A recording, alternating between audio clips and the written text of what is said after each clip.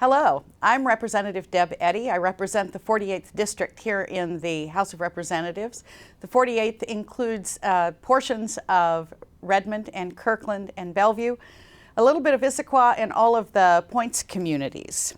We are in week 12 of this long legislative session. The House and Senate have unveiled their respective budgets, which are awful, as is to be expected.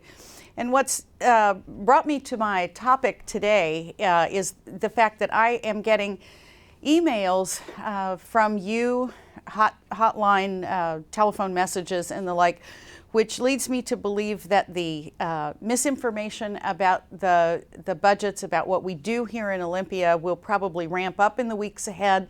It's not going to get a whole lot better. So I want to talk to you a little bit about how to get information about what we're doing down here. My first career back in my early 20s, and it's what I got my undergraduate degree in, was as a newspaper reporter. I worked for a small daily back in West Virginia as a police reporter, a night reporter. And both in my years of training on the job and also in my college education, we focused a lot about what a good news story would tell you. And it was the 5 W's: who, what, when, where, and most importantly, why.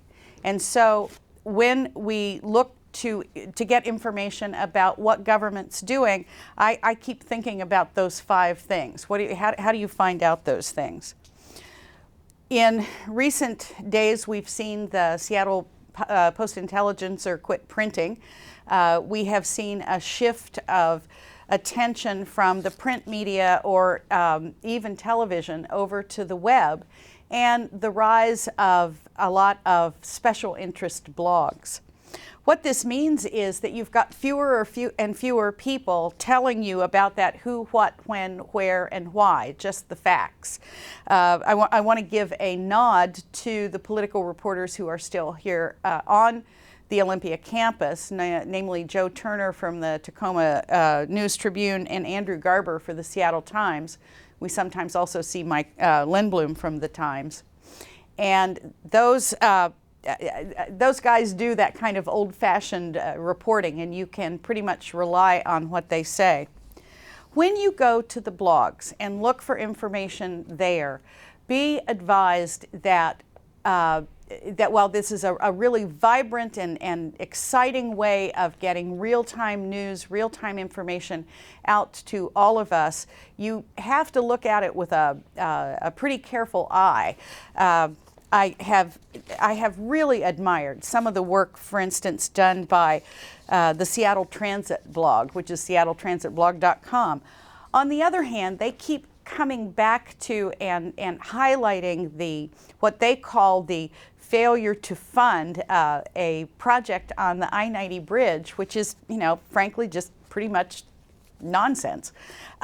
So while I want to applaud them for what they're trying to do, I also need to point out the fact that they are sometimes factually and contextually incorrect. You can, by the way, always call or email my office, and I will try to give you the best information, the who, what, when, where, and why, devoid of as much bias as I can.